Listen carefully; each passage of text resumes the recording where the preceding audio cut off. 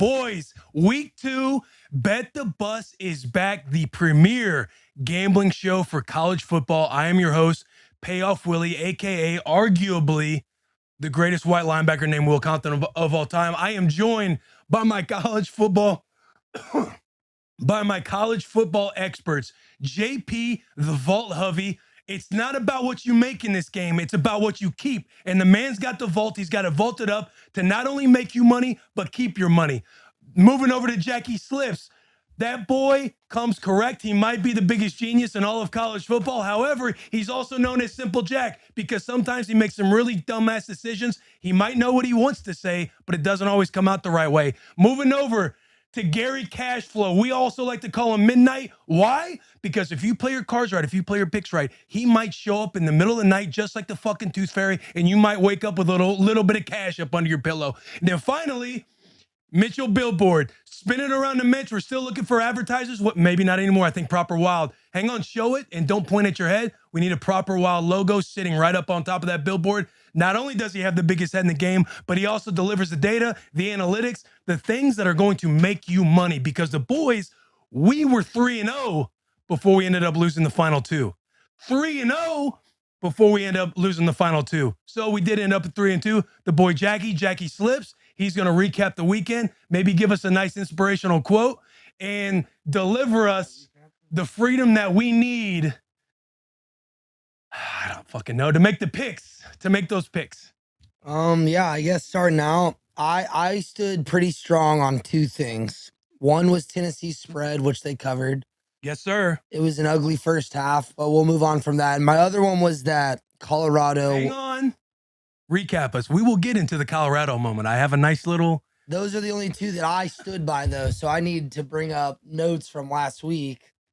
What's a quote now that you stuck your entire leg in your mouth, but also were prosperous with Tennessee? What is a quote that you had to think about when you laid your head on that pillow Saturday night when you won one and honestly made probably the worst take of all time? Definitely not the worst take of all time because it's one game into the season. There's a long road ahead. Yes, they beat TCU, but TCU also overrated. But I will. What's a quote? The quote, Jack. The quote. No matter how far you've gone, you can always turn around. And I don't know who said it. It doesn't matter because it rings true to everyone. We've all made mistakes. We've all gone against the grain and been wrong. But yes, I was incorrect, and it was electric to watch Colorado. If you do check the tapes, I want Colorado to be good. That is what I said. I did say they're just going to be a designer team, but I said I want them to succeed. Time out. You got the camera on me, JP? Yep. All rise.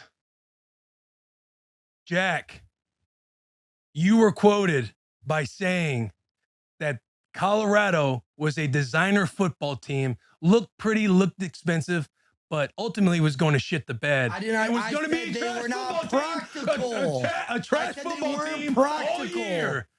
What do you have to say for yourself? What do you have to say for yourself? See, you can't like quote me and then not pull from what I said though, because I said I want them to succeed. I want to see them go the distance.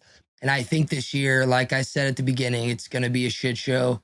I would love to see Deion thrive there, but I think it's going to be an absolute media frenzy after the game. But I said they won't be practical. Yes, I was wrong. They had an incredible showing in week 1. Shadir was insane, showing out for Pops. Travis Hunter, fucking insane. He's a dog. Playing both ways, like that's stuff that gets everyone going, no matter if you played it down or 1,000 downs. Like watching a guy play offense, defense, get 10 plus receptions, 100 plus receiving yards, and an insane interception. That's what it's all about. Are you done meat writing? I still don't know if they will produce. Still don't know if they're going to produce this year. So I'm still not totally sold on Colorado, but it's fun to watch them. I'll give them that. It's fun to watch. Let us all bow our heads and pray to the angels of above for our gambling weekend. Please remove. Angels of the sports book, my guardian dear, to whom God's love commits our picks here. Ever this day, be at our side, to light and guard and be prosperous, rule and guide. Amen. Bars. Bars. You made that up? Yes, absolutely. I made that up. Do not go on Google. Do not type in prayers and do not click on the first link that shows up. Jack, let's kick it off with the Colorado, the Nebraska, the meat glazing that you're doing right now for Travis Hunter and the boys. Throw that layup up and let's start going on. You can respect a man without riding meat. You did say, you only said, I hope they do well after, I believe. Now we can roll the tape, but I think after I said that's exactly the type of framework I needed. And then I said what Deion did, and you're like, listen, I'm wanting them to do well. However, you were thrusting them under, you were ready to stand on something. It just didn't go your way. Stand for something or fall for anything. So you want to start in Nebraska, Colorado? Let's start with the Huskers. Yeah, man, this is going to be an electric game. I wish that the boys were going to be there in Colorado, but we're going to start the week with Nebraska at Colorado. The line was 3.5. It is now shifted back to 3. I think it's going to be obvious where we're going for your pick, but we'll see what the bus stands with. Number one, I think tickets are going for $455 at the minimum. So let's thank the Nebraska Cornhusker fan base for that, because it is not Colorado. It is not the electricity that's coming out of week one. How they did play well. An historic stand, a historic way to come out. What Deion did, what Deion and that football team, not just Deion, what Deion and that football team did in week one against TCU was historic. They're probably going to, and what that team is going to do with Deion moving forward is going to be historic. However, both things can be true when Colorado came out and surprised everybody, and TCU can be really fucking overrated. There is no college football team that is in the national championship and then starts the next year at the 17th as the 17th ranked team. They proved that they shouldn't even be in the top 25, losing to Colorado. Now, I say that Colorado should be a ranked football team now. Now that they put on a win like that, it seems like they're fucking throwing a parade. Shadir Sanders is going to be the Heisman winner, even though Caleb Williams threw for 250 yards in the first quarter. And this team is now playing against the Nebraska Cornhuskers, who lost a tight, close game against Minnesota. Don't believe the bullshit that is being spewed about same old Nebraska. 25 one-loss games in the last 5 years. Now 6. They lost a close, a tight one. Everybody's like, when's it going to stop? Taylor running his big fat mouth saying, like, when are you going to stop being so soft on your team? Minnesota. Tell me what you want me to do. Ugh, dude. Tell me what you want me to do Just on the fucking, accountability part. Just a little tough love. I want you to give it a little tough love. Listen, the Nebraska Cornhuskers, their defense was thumping. Their DBs were playing with confidence and a swagger that hasn't been seen in a minute. Number 0, number 9, those boys 300 plus pounds on the line of scrimmage. I think they're going to give Colorado football trouble. Colorado, if you watch that Tennessee game or you watch that TCU game back, again, TCU was the number 91 scoring defense last year. They're a bottom tier category in everything defensively last year. They also returned 1, maybe 2 starters from that defense. So a shitbag defense returns with a very inexperienced young defense who didn't have a lot of effort and a lot of finish in that second half and allowed Colorado to throw bombs. The key to this game, you run the football. Nebraska couldn't run the football. You run the football, you control the clock. You don't allow the Colorado offense to get the ball in the hands of Shadir, even though he's going to try and throw that motherfucker 45 times that game. But you got to limit explosive plays. You got to run the football. And this, I'm telling you, this is a money line as clear as day for Nebraska. That's what I'm seeing. That's what I'm seeing. Everybody can go against that. Fine. Fuck you. But this is a money line as clear as day when Nebraska rolls into Colorado. Deion's up there talking like he's the only black coach coaching a bunch of black players. There's many of them out there. The majority of good football teams is 75% that way. And he's talking like they're the Dallas Carter of the Friday Night Lights. Now, Nebraska's going to come in and win this game. It sounds like they're going to upset Colorado, which is fine. Again, crown them. They're going to go to the college football playoff. Colorado, as of right now, they're the greatest team that's ever walked the face of the earth. They've proved everybody wrong, I believe. But we're going to be walking in there 10 toes down, and we're going to whoop that ass. Nebraska, money line. Let's hear your guys' fucking disagreement because I know you have it. I'm not in full disagreement, but we should use the sports book and all they offer to our advantage in this situation. The spread right now, Vegas knows something that a lot of people don't, because a lot of people do think Nebraska is going to get dogged, but the line is only 3. Now, you can go into that sports book, move that line to maybe 24. And then I think you might have close to a lock on this Nebraska game. But I think we move the line, we stick on the spread, whatever that spread may be in your own opinion, stick on that. And then I think that might give you some more guaranteed money. So where are you going? Where are you moving the line? What is JP the Vault doing to not only make you money, but protect your money? Where are you moving that fucking line? I'm moving that line to 28. Are you fucking serious? You think it's like that? Protect my money. No, I'm so sick. We gotta wait for take the it back. Let me wait for the game to be played. Let me do 21. Let me do 21. We gotta wait for the game to be played. That's my thoughts. Listen, there's not a whole lot for me to stand on because of what Nebraska's done in recent history. But again, this is that was week 1. What was so painful is we were the better football team against Minnesota. Minnesota hasn't, I've said this on Bussin with the Boys, Minnesota is a program that hasn't had more than 4 losses since 2018. They're a well-coached football team. And Nebraska was the better team that night. They just fucked up and had some bad turnovers, 2 false starts inside the 5-yard line where they don't come away with points, especially before halftime. They get the ball coming out of halftime. They blew that moment. That is, let's watch tape and be fixable. Let's not listen to all this outside stupid noise that is going on, because Nebraska's they can contend. And you know what? We just got to let the game be played, because I'm about to lose my mind. Listen, this isn't a spin zone. This isn't, hey, we're up. This isn't all those spin zones of times of the past that I have done in my head. We're beating Colorado. Are you going Colorado? Oh, are you going Colorado now, Jake? After all that shit last week, you're going Colorado? I'm not going to make the same mistake twice. And look, for me, it's like the South Carolina pick last week. It's a win-win. If South Carolina loses, good for me. If they win, good for me. I will be taking Colorado -3. It has nothing to do with you. It has nothing to do with Nebraska. If Jeff Sims can produce, I think Nebraska has a huge shot at actually beating them. But I can't make the same mistake twice. So I'll be with Colorado -3. It's a business. I'd like to call out a new man to introduce the game. Goes by the name of Gary. Talk to us, Midnight. This next game is going to be the game of the year.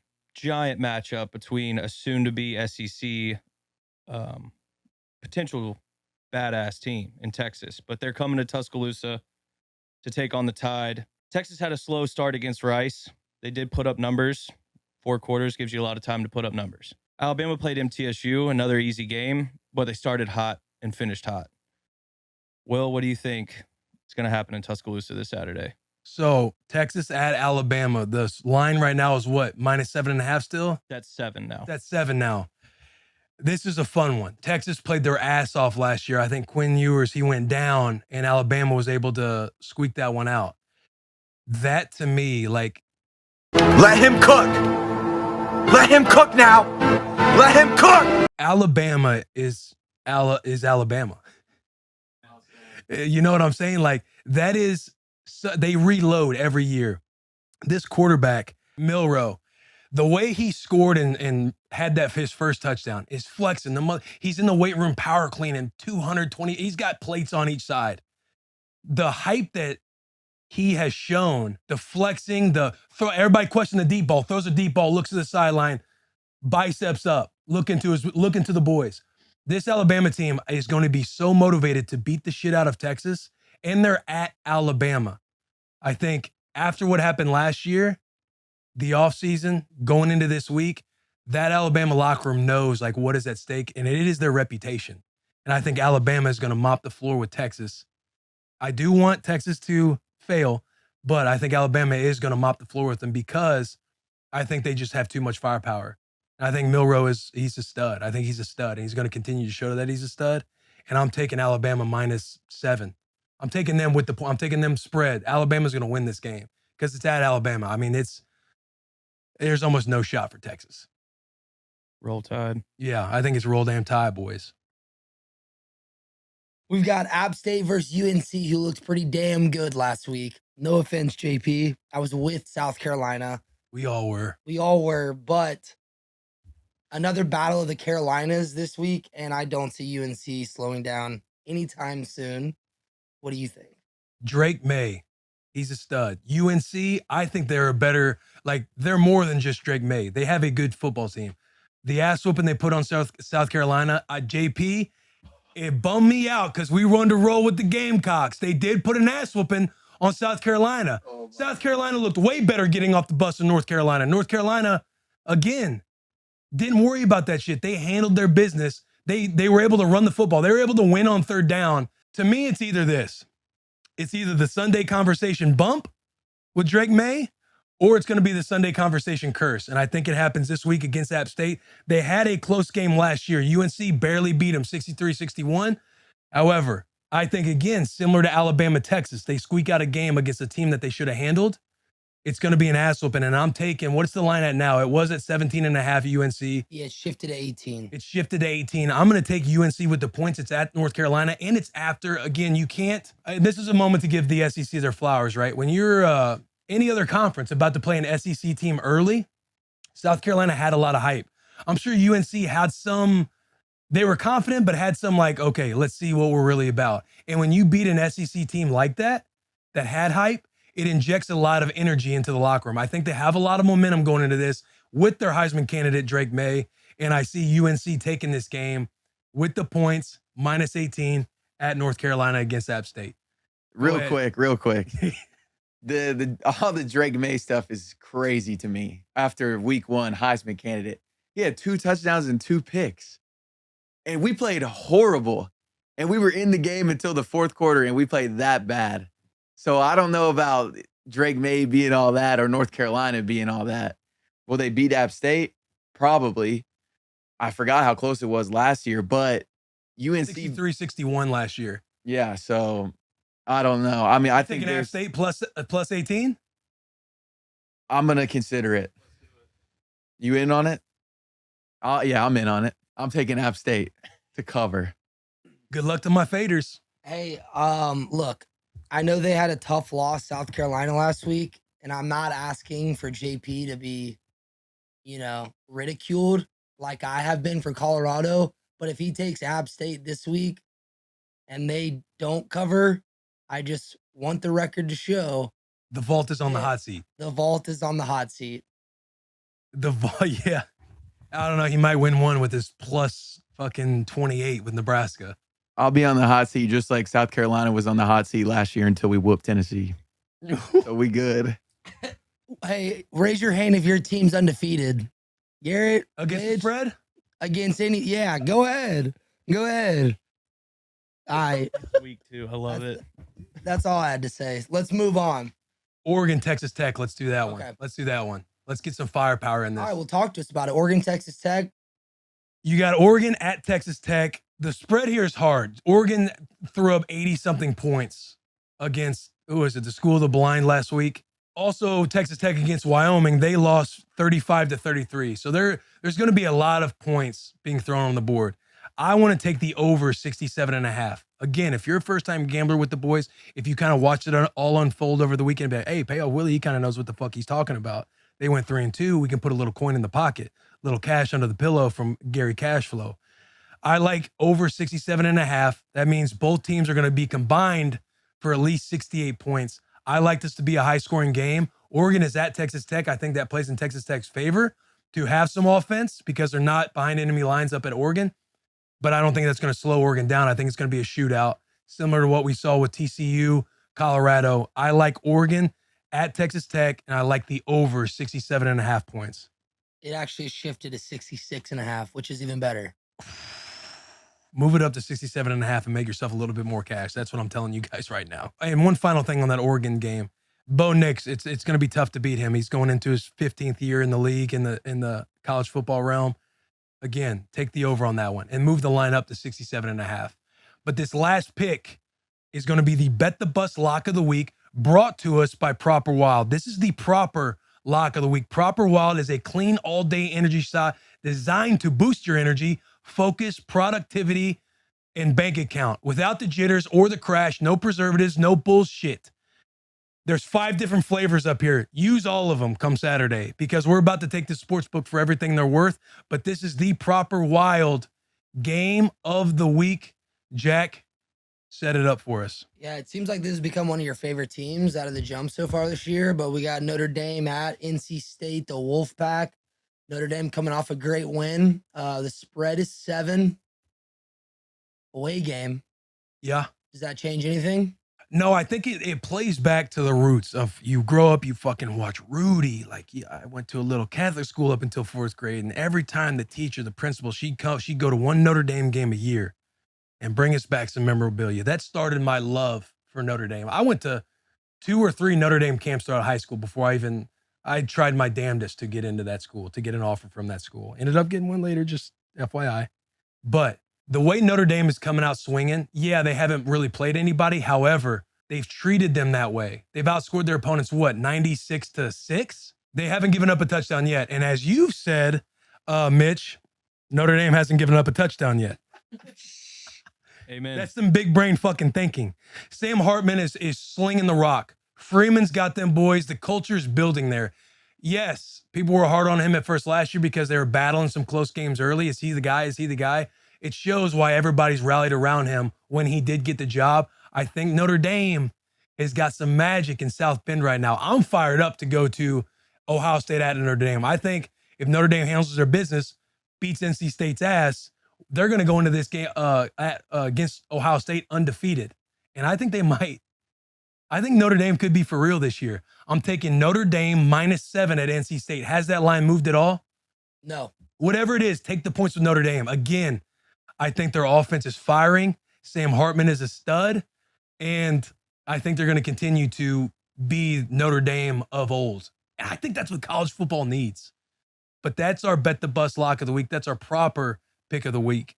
Is Notre Dame the Fighting Irish? Is anybody against the Fighting Irish back there?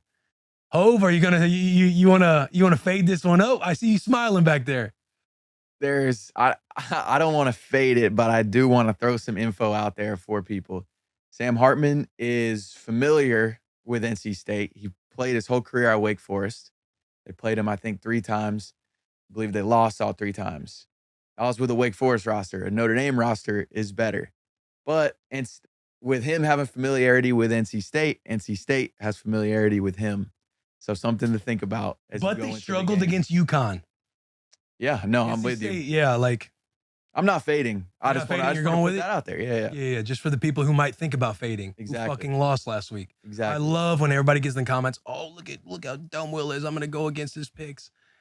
God bless you. Because right now you're losing. You're behind the sticks. And this is our first year being ahead of the sticks in the college football world. And I think we're starting to get on to something, boys. I think something's cooking.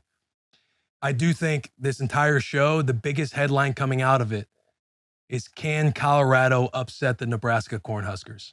Can Deion Sanders upset Matt Rhule? Time will tell. Time will tell. Guys, I'm fired up. I'm sick that we're not going to be at that game. I am fucking sick that we're going to be at Furman at South Carolina after the abysmal performance that South Carolina put on last week against UNC. JP, I'm still rooting for the boys, but when you affect the pockets, it leaves a mark. It leaves a scar, honestly. Honestly, I don't care too much if we have your support or not. I've been doing this my whole life without you, so I can continue. Hey, I like that we're doing this earlier in the week. It's a Japanese proverb. The best time to place a bet was yesterday. The next best time was today. So I'd like to leave you with that. Amen. Amen, dude. That fucking fires me up. Boys, bet with the boys. Bet the bus. We'll be back again next week. The premier college football gambling show. And again, all it takes, block out the noise, that 4-corner chart that I'm sure we will touch on at some point in the year. Belief, potential, action, result. Belief, potential, action, result. That result is going to add a couple zeros to your bank account if you bet with the boys this weekend. God bless, and may the odds forever be in our favor. Fuck you, Colorado.